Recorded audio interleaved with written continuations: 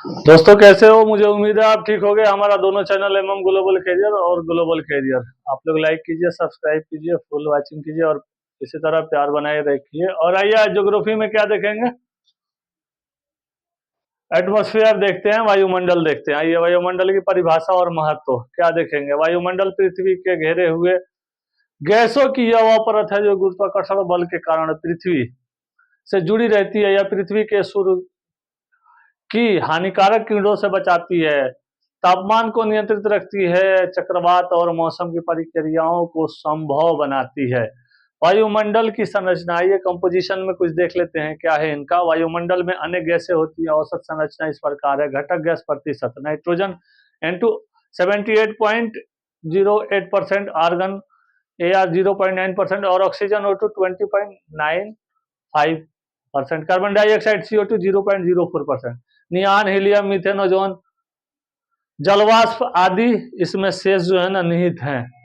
और महत्वपूर्ण बिंदु में इसमें क्या देखेंगे थोड़ा सा। CO2 सूर्य के दीर्घ तरंगों को अवशोषित कर ग्रीन हाउस प्रभाव उत्पन्न करती है। ओजोन परत O3 पराबैंगनी किरणों को क्या करती है, रोक देती है, कहाँ, पृथ्वी पे आने से।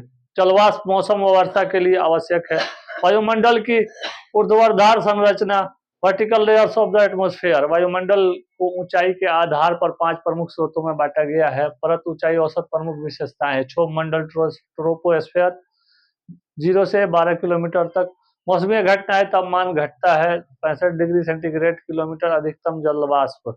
समताप मंडल, एस्ट्रोस्फेयर 12 से 50 किलोमीटर। ओजोन परत यहाँ होती है, तापमान ऊंचाई के साथ साथ बढ़ता चला जाता है। बल्कि आप मान के चलिए मध्यमंडल में, मेसोस्फेयर में 50 से 80 किलोमीटर, ये क्या है, ठंडा क्षेत्र है। और इसके अलावा भी यहाँ उल्का का पिंड जो है ना जलते हैं, ये भी मान के चलिएगा आप लोग। आयन मंडल, ट्रोस्फेयर 80 से 400 किलोमीटर तक, तापमान तीव्रता से बढ़ता है। रेडियो तरंगों का परावर्तन होता है। बरहीमंडल, एक्सोस्फीयर 400 किलोमीटर से ऊपर। बाहरी सीमा अणु विरल धीरे धीरे अंतरिक्ष में मिल जाते हैं। जो छोटे छोटे पार्टिकल्स होते हैं ना, जो वो अभी देख ही रहे हैं आप लोग, दिल्ली का क्या हाल है, कितना पहुंच गया आप लोग। समझ रहे हैं, AIQ देख रहे हैं आप लोग, क्या 420 450 के करीब पहुंचने वाला है यहाँ पे। यहाँ प्रदूषण बहुत ज्यादा बढ़ गया है। एक जो है ना बारिश होनी चाहिए लेकिन हो नहीं रही है, पता नहीं क्यों। आइए तापमान वितरण क्या देखेंगे। पृथ्वी का तापमान वितरण सूर्य की किरणों की कोणीय त्वरण, समुद्र भूमि विभाजन, ऊंचाई, महासागरीय धाराओं और वायु के प्रवाह से प्रभावित होता है। मुख्य शब्द क्या देखे, अक्षांशीय तापमान, भिन्नता विषुवत रेखा पर अधिक तापमान, ध्रुवों पर कम होता है। वार्षिक तापांतर, महाद्वीपों में अधिक, महासागरों में कम। तापीय विषमता, थर्मल कॉन्ट्रास्ट, यही मानसून जैसी वायु प्रणालियां क्या होती है, उत्पन्न करती है। वायुदाब और पवन प्रणाली। वायुदाब वह बल है जो वायुमंडल किसी क्षेत्र पर डालता है।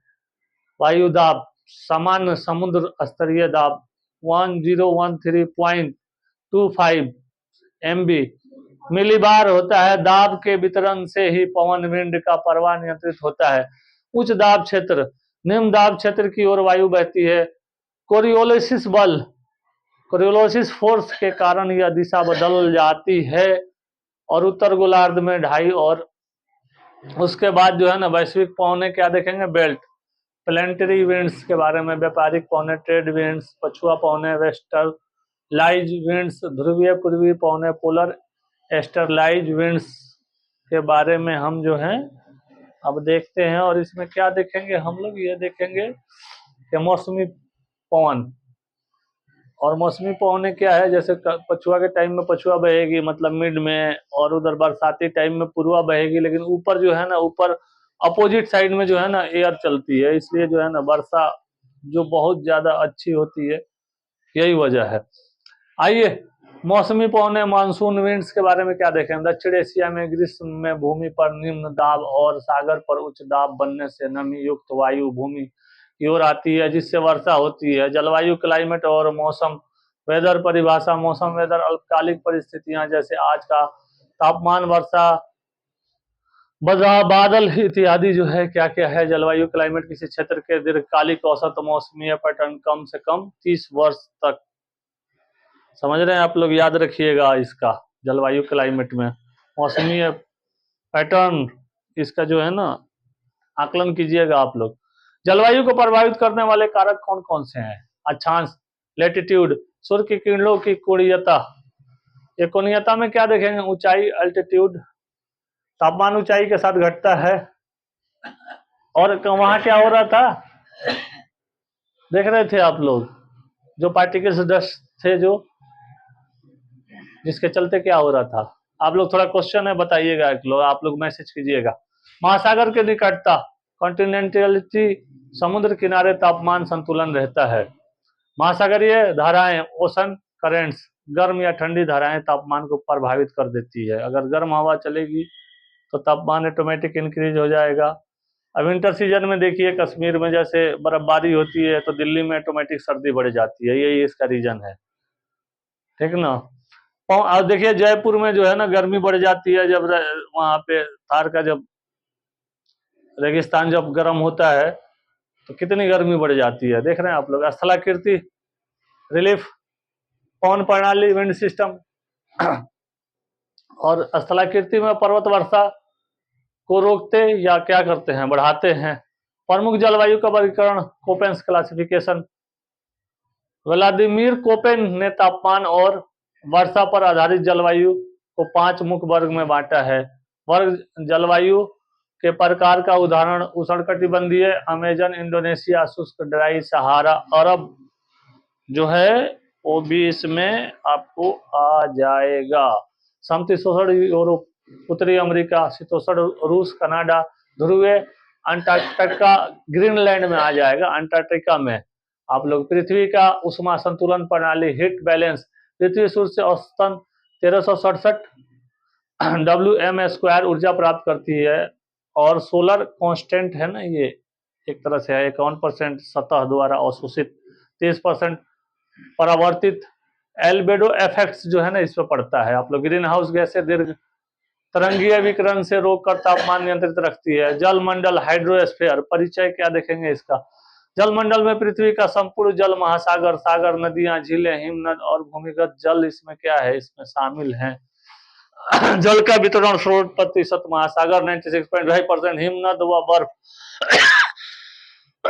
1.7, भूमिगत जल 1.7, नदियां, झीलें, वायुमंडलीय जल 0.03, महासागर ओशन। पृथ्वी का पर 4 महासागर है, प्रशांत, पैसिफिक, अटलांटिक महासागर, हिंद, इंडियन और आर्कटिक महासागर।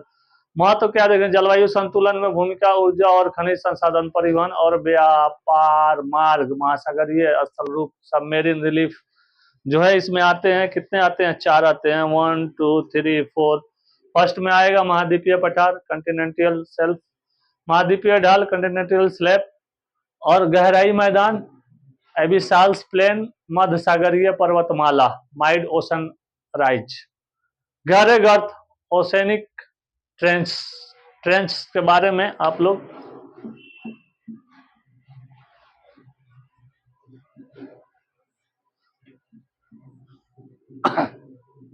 समझ रहे हैं आप लोग?